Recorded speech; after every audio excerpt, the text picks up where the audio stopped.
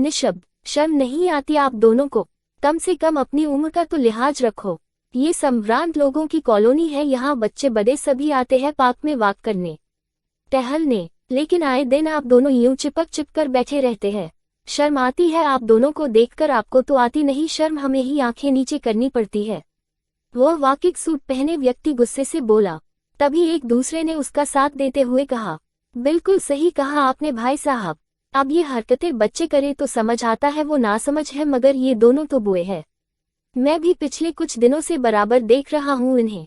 शर्म नहीं आती? आप दोनों यूं चिपक कर चलते हो, बेंच पर सट कर बैठते हैं। एक दिन का हो तो चलता है, रोज का ड्रामा लगा रखा है दोनों छिछोरों ने। पार्क में इकट्ठी भीड़ ने दो बुजुर्गों को घेर रखा था और कुछ ऐसी ही बातें कहते हुए उन दोनों बुजुर्गों पर गुस्सा हो रहे थे। तभी उन बुजुर्ग ने चुप्पी तोड़ते हुए कहा, बेटा हम कोई छिछोरे नहीं हैं, मजबूरी है हमारी। मैं आपकी ही कॉलोनी का हूँ, मेरी पत्नी गुजर चुकी है, बच्चे विदेश में अपने सेंटल है, उन्हें अपने बाप की कोई चिंता नहीं, छोड़ गए अकेला बीमारी में मेरे बनाए उस घर में जिसे मैं मंदिर कहता था। मुझे लगता था वो मेरे बुढ़ापे का सहारा बनेंगे, मगर मतलब निकलते ही मुझे अकेले मरने के लिए छोड़ गए। और ये है गीता जी, इनका भी ऐसा ही है। बच्चों ने इनकी संपत्ति हड़प ली और इन्हें वृद्ध आश्रम में छोड़ दिया। ये अपना मन बहलाने यहाँ पार्क में आती है, यहाँ हमारी मुलाकात हुई, एक दूसरे का गम बांटते दोस्ती।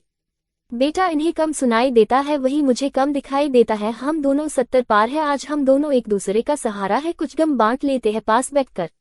इस उम्र में शारीरिक जरूरतें नहीं बल्कि एक दूसरे से बातचीत कर कहने सुनने वाला साथी होना चाहिए। हम दोनों ने शादी करने का फैसला किया है, जल्द ही आश्रम में हमारी शादी होने वाली है, आप भी आना अपने बुजुर्गों को शुभकामनाएं देने। कहकर वह दोनों बुजुर्ग एक दूसरे का हाथ थामे चलने लगे। वहीं इकट्ठा हुई भीड़ शर्मिंदगी से छंटने लगी थी। निशब्द सी होते हुए एक निशब्द करने वाली रचना।